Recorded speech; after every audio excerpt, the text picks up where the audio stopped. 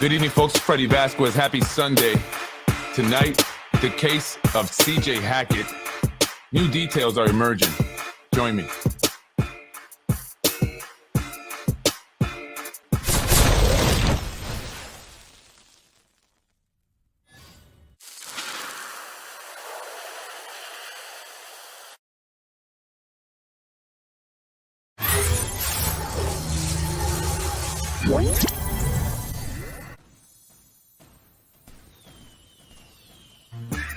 Good evening, folks. I'm Freddie Vasquez. This is Basement Politics Unfiltered. Tonight, let's go over some new details in regards to the CJ Hackett incident, the death of 16-year-old CJ Hackett, killed by a drunk driver, city employee.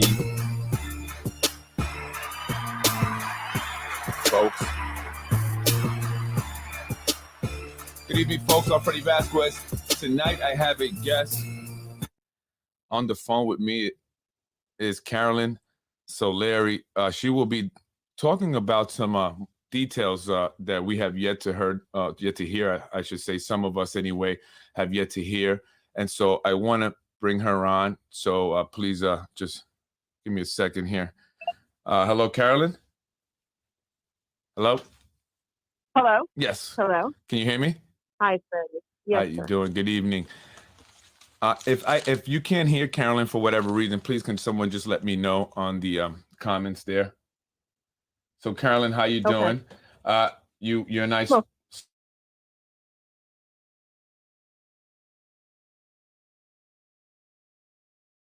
Oh, I'm sorry. Yeah, you and I have been speaking about what's been happening recently. Some new details have been emerging in regards to CJ Hackett. Your nephew was with CJ the night he was killed on McLean by Stephan Dolan, an employee of the city of Yonkers who was driving drunk. So I'm just going to let you talk, Carolyn, for the most part. I may just ask a question or two, but I just want you to talk. And if anyone has questions or anything, you can comment there. But go ahead, Carolyn. I'll let you speak. You can start where you want to start.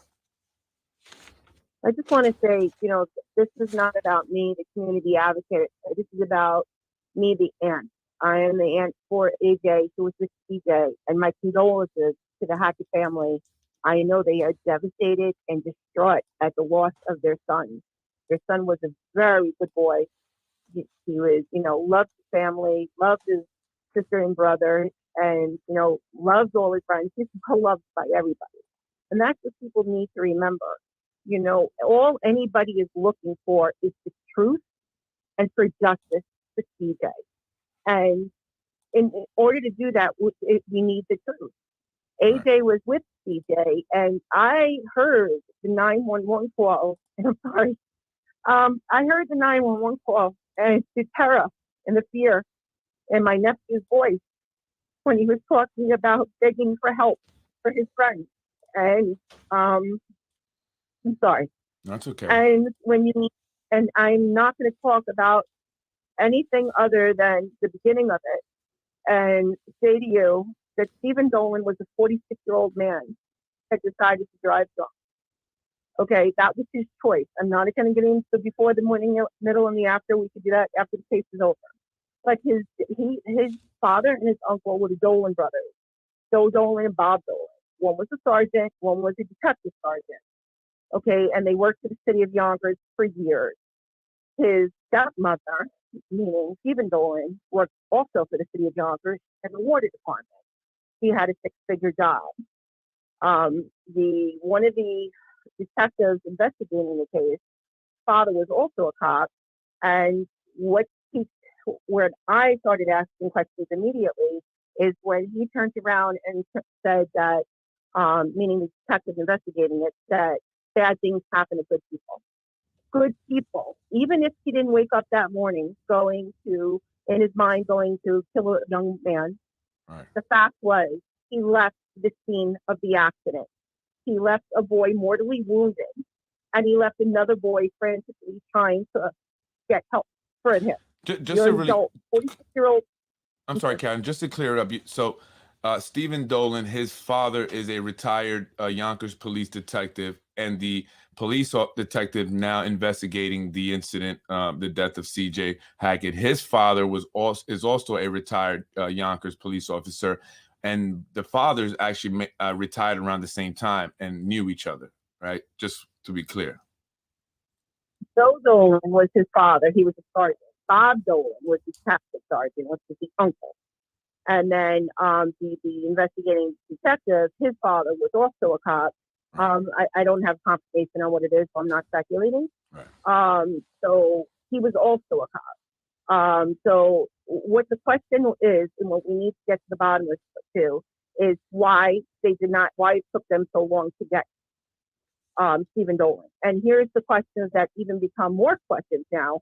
Why is it the captain that found the van? Okay, because supposedly it was the captain. And again, I'm not going to get into specifics, but the captain knew the Dolan brothers, and they were all part of this Emerald Society, which is like a fraternity. Now, when it came up the other day, I'm sorry, Karen. I just want to, just so I can be clear, so for people listening. So yeah. you're wondering, and the family's wondering, why is it that it took so long to find Stephen Dolan, right? Why did they have, why did it take 3 days? Along the route there on McLean Avenue, there's a bunch of security cameras. There's probably over 20 cameras there, right? So why isn't it that the footage, they can use the footage to identify him, especially because he is someone that's known? Were there any plate readers in the area? Did they capture the plate, right? And so that's a question that the family has, and other people have.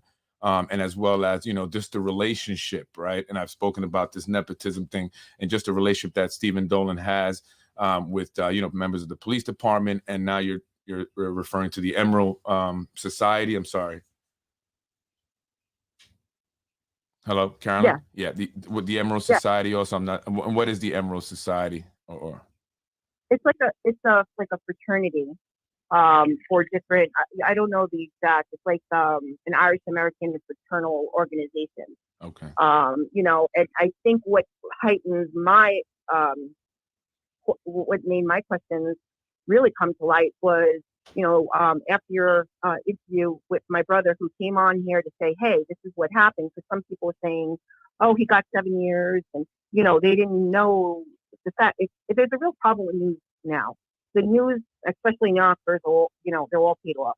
It's not like you have a Channel 7, a Channel 2, when they're really telling you the news anymore, as you know. Right. You have to go through the politics of it. Right. So not a lot my of brother information being put out there. Right. So misinformation. So he was upset with the fact of, this is just beginning. This is not something, we haven't even gone to this thing, the last court hearing was for 6 charges. So here's the question. Had he been caught sooner, and whatever his alcohol blood level was at the time, he was missing out. The longer the clock ticked, is longer that he went without having harder charges, harder felonies that would bring more time. Right. That's what it comes down to. That's what the questioning is. Right. So that's why you got, the family are asking, the question of why did it take so long? Because it was important to, apprehend him that night so they can do an appropriate breathalyzer and blood tests, to show exactly the amount of alcohol, level he had in his system at the time that it happened, because that plays a difference in, what charges they bring and the amount of time that he can, he faces, right? And because he wasn't caught until 3 days later, while yes, they do know that he was drinking because he admitted to it. In fact, he admitted to 17 drinks. They still weren't able to measure that officially through a breathalyzer or blood work, right? So they can't really judge exactly how much.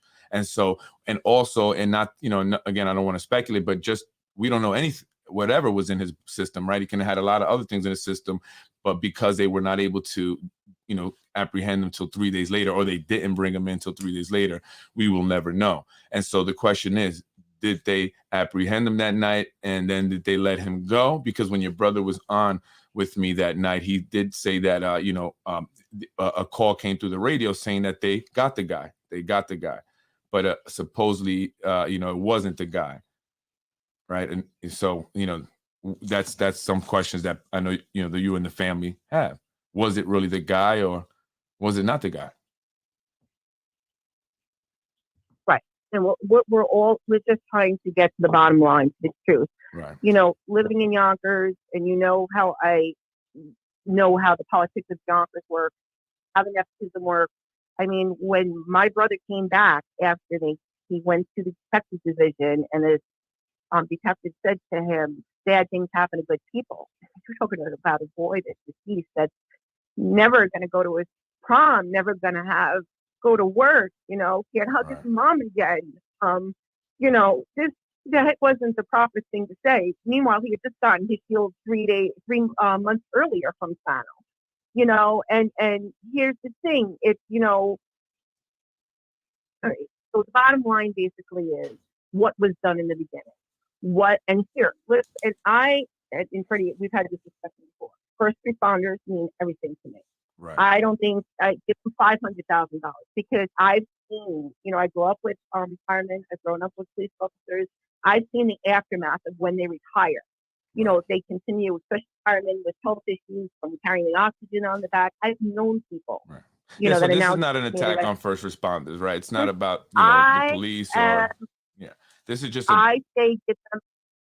This is about attitude. This is more the politics of it. It's not our guys on the street. These aren't our guys out there investigating it. The higher you get up, it's where the politics come in for it. What jobs you get or where you are. And again, I am not saying that 100% this is what we say is going on, but there's a lot of questions here that need to be answered. And when my brother said, "Hey, you're a part of that Emerald Society too, you had to know them." There was 3 gentlemen. So one was very honest. Yeah, I knew them. So we were on the job together. I knew them. And then this other gentleman, the captain, was like, "There's like 600 guys there." You were better off saying, "Yeah, I knew them," because supposedly all were part of the society. You're all from Yonkers. You all grew up from Yonkers.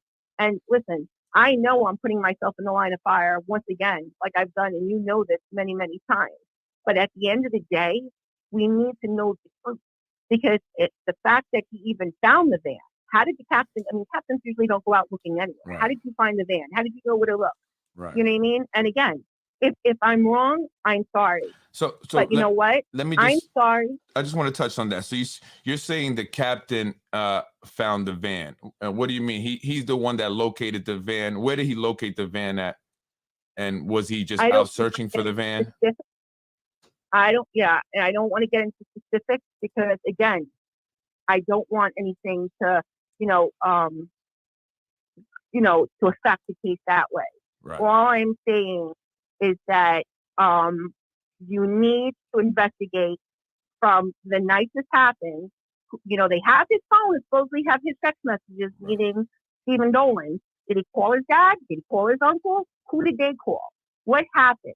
And if we're wrong, I will say, I'm sorry. I will come back on here and say, I'm sorry.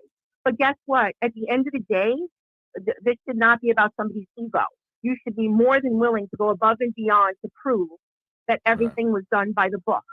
This is a child, a good boy. I mean, this is a kid that, he has a wonderful group of friends who, again, hung out with, one of the Stano great nephews. They're all good boys. So he deserves that. He deserves to make sure he gets full justice. And if it's a difference between 2 to 7 or 6 up to 15, and up to that 15 is gone now, and we can never get it back because someone might have, pushed the timeline, then they need to be held accountable. And if not, then again, I'm sorry, but there's a boy that's on, a family that's distraught. Okay, and justice and the truth should come out. Okay, and this is what needs to stop in Yonkers. People are speaking out. People are putting 2 and 2 together. It's even people on their own force are like, here, put A, B, C, and D together. Add it up. And I'm not talking about just people that aren't on the force anymore. I'm talking about people on the force.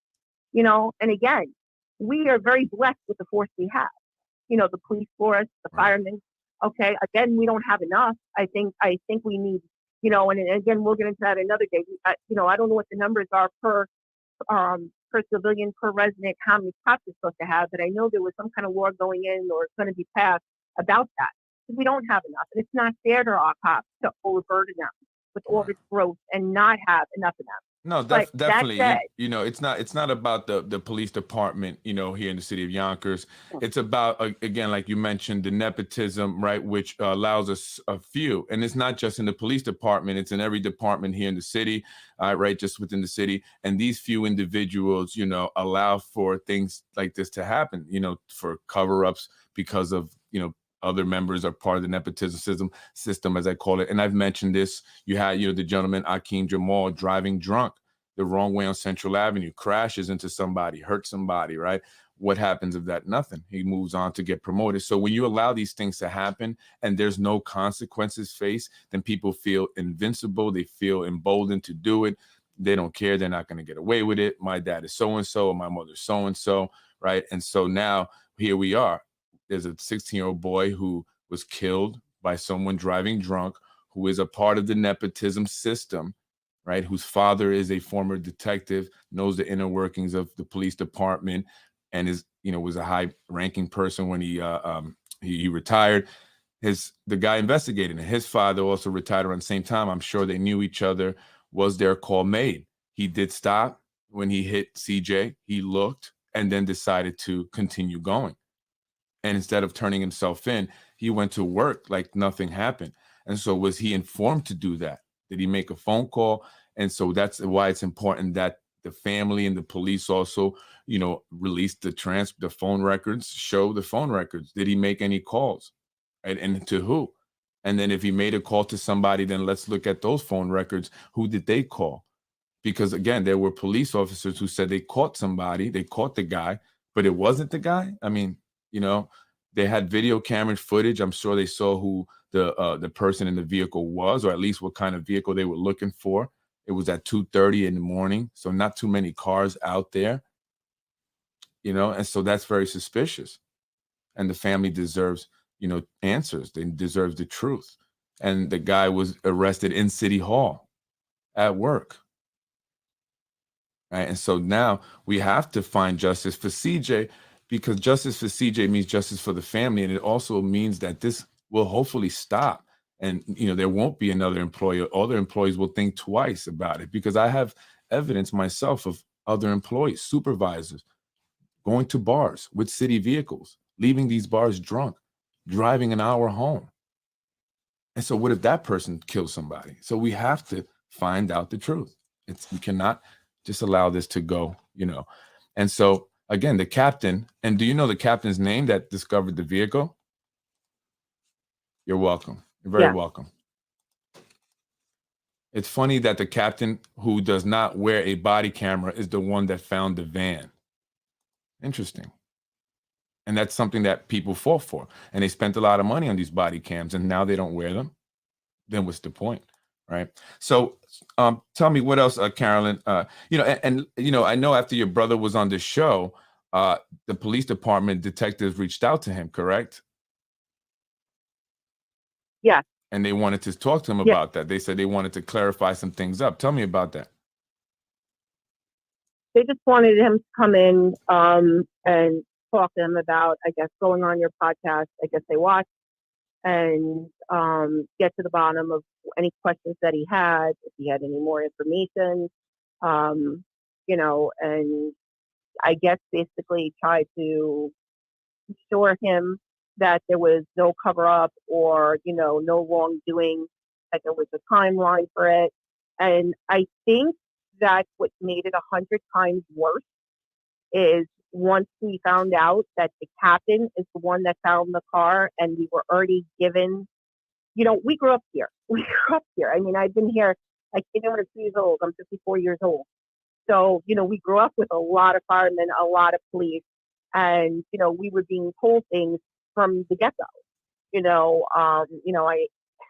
again, I don't want to discuss the case itself, but, we were told, watch for this or watch for that, or here's the connection, and again, I was not getting involved at all, and I would never have got involved. This is a boy that lost his life, and I sat next to his father, who was crying at the court hearing, and his mother is just devastated, and his brother and sister, they're never going to be the same. And it's like now you're saying, wait, the cat, so what do you mean the cat's been found?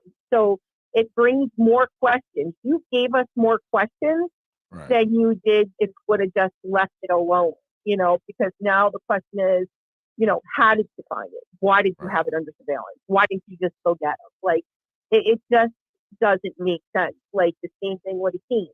He was drunk driving. Was he handcuffed to his bed when he was, even though he was very, very hurt? No, we know for a fact, from certain police officers. But if that was anybody else's child, you would have been handcuffed to that bed, hurt or not. Right. And here this is what the problem is with having, no turbulence, not to bring this in as in politics, but when you have somebody with that much power and then these other people in every part of the city that are that commissioners and captains, that's all politics there. Like I said again, it's not our guys on the street. That's not our guys putting their lives on the line every day. I'm sure he did his time. I mean, the guy's there forever. Which God bless, thank you. But now, you're in a position where, is it, what we're thinking is, what happened? You push the timeline back, didn't you? And it's very simple. We need an investigation into what happened, how did it happen? And again, if we're wrong, I'm sorry. But you know what? You're city employees paid with taxpayer money, and at the end of the day, you shouldn't feel some type of way. Even though we're saying this, if you've made us more suspicious than we were before. And So again, he deserves justice. Yeah, He absolutely. deserves justice. His family deserves justice. It's never going to bring him back. No. But at least they know everything was done that could possibly be done. And, And I mean, and hopefully, to prevent this, because again, it's not the first time that, a city employee has driven drunk and it's been covered up. So it's not like this is a conspiracy theory that, that's being put out here by you or your brother or the family. No, it's that there's a lot of, questions that need to be answered, a lot of things that are suspicious. And again, it's happened before. And so we're talking about, an election year coming up. Right. And also the bar that he was at. Right. I'll say it. It's a bar called Alibi, which is owned by a Spano relative. And so did they want to keep this hush hush in order to, protect the Spano relatives establishment, also to keep any negative press off the Spano family running for another fourth term? It's already pushing it. Remember they called for Duo to be closed. John Rubo, who's the councilman that represents that district where CJ Hackett was killed, called for Duos to be closed down after an incident there. The mayor went and closed it down. They were all proud of that, but yet they didn't mention anything about this bar where apparently he was served 17 drinks. This is what he admitted, that he had 17 drinks. Just so I can see it, and I don't want to get into specifics of the case, but I will say it wasn't all there. I don't want to say anything more, Freddie. I don't want to. Well, from what I'm hearing is that he was at a darts tournament, so he had been drinking earlier, but he went home. Right. And then at home, he got bored and said, you know what, I'm going to go back out, where he got into his van, went back out, and then he had more drinks before, What I'll say is what the DA said in court when I was sitting there. The DA said that he had 17 drinks between drinks and shots. And then 1 minute before he got in his van, he had a beer in his hand and got in the van and hit CJ. Okay. A 46-year-old man who has teenagers at home made that decision to get in there. So guess what, guys? He stopped being a good person the minute he drove there, hit CJ, and left the scene and left him mortally wounded on a street corner, and my nephew trying to get him help. You understand? This boy is never coming back. So anybody, if this is, as we're being told by several other people that are in the police force, if this is something that was a cover-up, or just let's push it back, we know we're not going to get him out of trouble, but at least he won't have to do as much time if we don't get him with his blood alcohol content. Right. Again, if I'm wrong, all I'll say is I'm sorry. Right. Just guess what? I'm not sorry that we don't get a thorough investigation. Right. My nephew is dealing with survivor's guilt, with the fact that maybe I could have pushed him out of the way, or maybe he could have hit me too.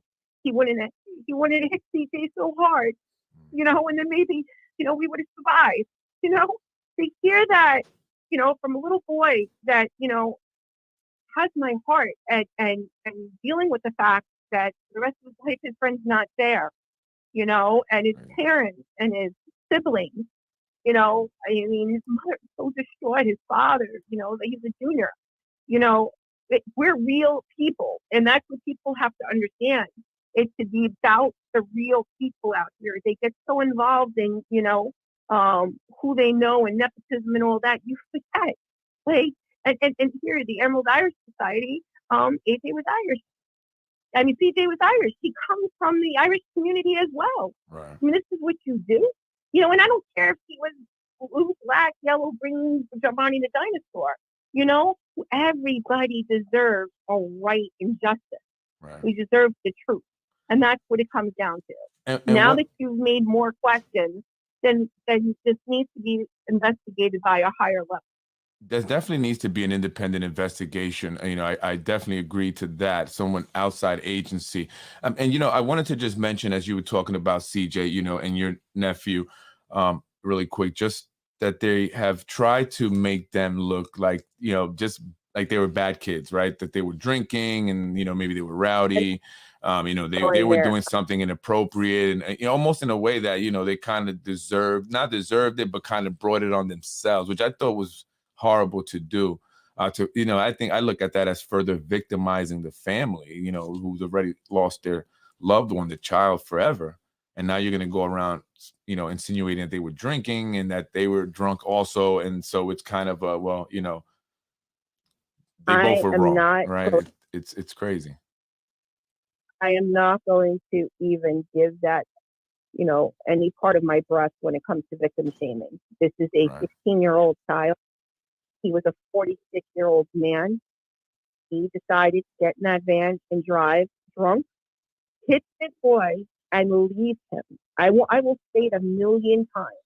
The minute he left that scene of the accident, bad enough he was driving drunk, but to leave the scene of the accident and leave CJ mortally wounded, that was the end for me. You're a beast. You are an animal.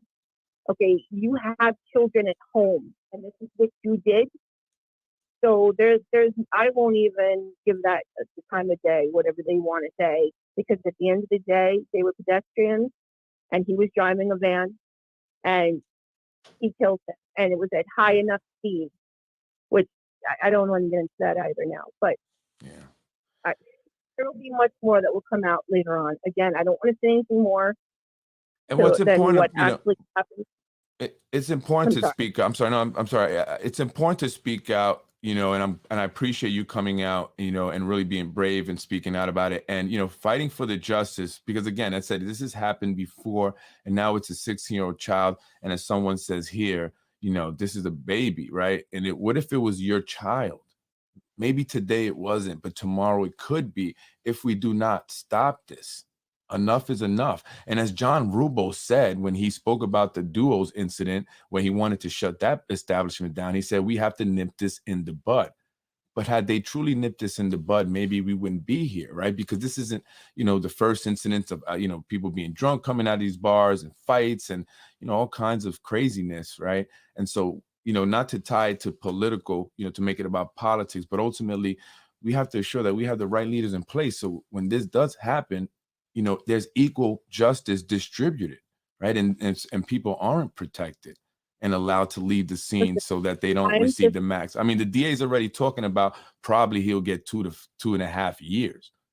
I don't want to talk about it. I just want to concentrate on the fact that there's doubt and even more doubt now. And we need somebody independent out of Yonkers that's going to investigate this to say what exactly happened. Again, a captain must be on the force for years and years and years. So I would hope he would understand the way we feel and the questions we have and respect that. You would think after all these years. So if we're wrong, we're sorry, but not really sorry, because at the end of the day, if these are the things coming to us, then we need to know the truth. And here's what they made sure when they had my brother there, they said, oh, what thing you were saying was he was right under our noses. But, he wasn't all those days. He was also at City Hall. Acacia Center, City Hall, So it doesn't matter if he was in the detective division, which I know from one of the workers, he was there one day. But you're under the mayor's nose where you have to walk in and there's a cop sitting there at the desk. I mean, again, we need to know the truth. What happened? Because at the end of the day, the buck stops with the mayor. Right. Okay. And regardless, the mayor is all over this, between one of the bars being owned by his nephew who's married to his niece, between one of the children hanging out with this group of kids. I mean, like, we need justice. We just want the truth. We want CJ to rest in peace. We want the parents to at least know that everything was done to make sure he got justice. Absolutely. Just that. Absolutely. And they deserve it. CJ deserves it. Your nephew deserves it. The entire family deserves it. And the city of Yonkers deserves it. And so it's time that we, fight hard and we seek justice for CJ. I mean, I'm going to continue speaking about it. You're always welcome to come on and talk about it. The family is always welcome to reach out to me and talk about it, because we won't stop until we get justice. And I don't make a penny off this. I just want to be very clear to anybody that's watching. I don't make a penny off this podcast. I don't take advertisements. I don't take anything. This podcast is strictly for information, transparency, to bring the truth and light to things that are happening here in the city of Yonkers, such as this. So I don't want anyone thinking that I'm doing this for any, kind of monetary gain or any other gain at all. I want justice for CJ just as much as his family does, just as much as Carolyn does.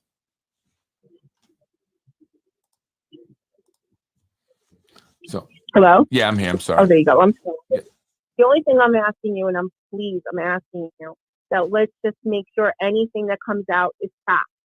Right. Can you hear me? Yeah, I'm listening. It has to be factual. Stay away from the fact of the case. Let that go to trial. Again, this is mostly about what happened that night. Was there any help to Stephan Dolan because of his father, the Dolan brothers and who they knew? And, what was the timeline pushed? Again, we were told they knew he was not going to get out of trouble, but did they help him get in less trouble? Right. And that's all we're asking. I'm begging you to please just not only go on the facts. Don't, please, CJ, just, don't speculate. Let's try to just stick to what facts that we have and stay away from the case and let that go through the DA and the courts and all that. But this part of it needs to be investigated, and we need to get to the bottom of it. And it's an important fact. It's an important fact to know, because that is what's the difference between getting more time or being charged with facing more time than the time that he's facing now, because now he's only facing 2.5 to 7 years, while the family is going to face the rest of their lives with this pain. But had he been, caught that night, they have been able to do a, proper, blood test or blood work to determine exactly the content level of his alcohol in his body, and maybe anything else that he could be facing 10, 15, 20 years. Right. So that's why it's important. Yes. Yes. And please, again, I thank you for us coming out there. Like my brother said, he's, stepped away as far as they asked him not to come back on your podcast again. He didn't. I would never have come on here again, even as an advocate. I fight for injustice all over the city, not this. But when I heard that call and I heard my nephew's voice and him desperately trying to get help for his friends, and he didn't know what to do. He was 15 at the time that it happened. He didn't know how to help. And then the 911 operator either hung up on him or the call disconnected while he was screaming, begging for help. Again, we're just asking for an investigation higher up that will make sure that everything was done possible to give these things done. Have you? And thank you for your time. Oh, you're welcome. One last question: had you or the family spoken to anyone about getting some answers on what transpired that night? Maybe about the phone records or anything. Is there someone saying, okay, we're going to look into that? I mean, is there anyone looking into it, investigating it, or that you've spoken to? Well, we know they had, and again, I don't want to get into the case that way, but I would agree that phone records is the way to go. When something happens that night, who did he call? Who did Stephan Dolan call? Did he call his father? Then who did his father call? Right. You know, from what I've been told, even if he did call his dad for help or tell his dad what happened, the dad won't get him in trouble. He's just a father. He's no longer an officer. So it's not something that he would get in trouble for. But, you know, had he called somebody aware of the investigation, then, you know, then that's a whole new ballgame. You know, and even then I've been told, hey, you know, they might get in some trouble, lose their job, but they'll still have their pension. If this is true, if Right. this is true, then, you know, that doesn't seem fair because you made a conscious decision if that's what you did and who you are. But, and again, if not, we apologize, but we deserve to. And because of the circumstances, I think anybody listening to the connection between the Dolan brothers, you know, and you know, one of the detectives and all these people that were former City of Yonkers, retired City of Yonkers officers to current City of Yonkers officers, you know, it definitely warrants somebody to look into it and to make sure that everything was done right. Right. I agree. I agree. Carolyn, thank you so much. Is there anything else you want to say before I let you go? I just I'm going to pray for justice and pray for the Hackett family, that my heart goes out to them for their loss, to their children, to the aunts, the uncles. His grandma was at court. His uncle came to court. They came from Ireland. He was a very loved and is a very loved boy. And, you know, my nephew, I love you with all my heart. And I told him the only reason I was getting involved in this was for him, to help him. And the only thing AJ asks is to help find justice for CJ. Right. That's what he needs. That's what he has to find. He couldn't help him that night, but he just really wants to find justice. And that's what we need to do. We need to put the pressure on, find out exactly what happened in the beginning, and go from there. Absolutely. You know, I agree. Thank you for your time. I appreciate you, you know, being so brave. I appreciate the family, you know, joining us. Also, they made a few comments. They also are, you know, saying we want justice for CJ and AJ. So thank you so much for your time. You know, thank you for everyone who's watched. I appreciate it, Carolyn. You know, my heart goes out to the family, my prayers. I truly mean that. You know, definitely say a prayer tonight, and I will do anything, you know, that I can, anything that you and the family needs of me. If I can do it, just let me know. I will do that. You know, that's what I'm here for now. So thank you so much, and may God bless you, and have a good night, Carolyn. Thank you. Folks, that was Carolyn Solari. Her nephew was with CJ Hackett the night that he was killed by Stephen Dolan. And, you know, I don't want to make this a political spectacle or, you know, anything about a podcast about me in basement politics. This is about CJ and just me being a vehicle to get the information out. That's it. You know, it's not about me. It's about the family and justice that they are seeking, and getting the answers, getting the truth, getting to the bottom of this, because it's very important. You know, Stephen Dolan has a family, I'm sure, that is also hurting and going through a lot now. He also has kids, and I'm not going to negate the fact that they are also, you know, going through something, because they didn't ask for it. They had nothing to do with it. But we also must understand that a family, a mother and father, have lost their child, and that is something that they will live with for the rest of their life. They will not get to say, hello, I love you, to CJ, nor will they hear that back. And so we must remember that. And we must always think of the family, keep them in their prayers, and help them fight for the justice that they deserve, that CJ and AJ deserve. I'm Freddie Vasquez. Thank you for watching. This is Basement Politics. You can reach me at 914-228-2894 or politicwithfred@gmail.com. God bless you. God bless the family. And I truly mean that. Again, I don't do this for any other reason than to help as much as I can. And hopefully justice will be handed to CJ and his family. I'm Freddie Vasquez. Have a beautiful and blessed night. Thank you.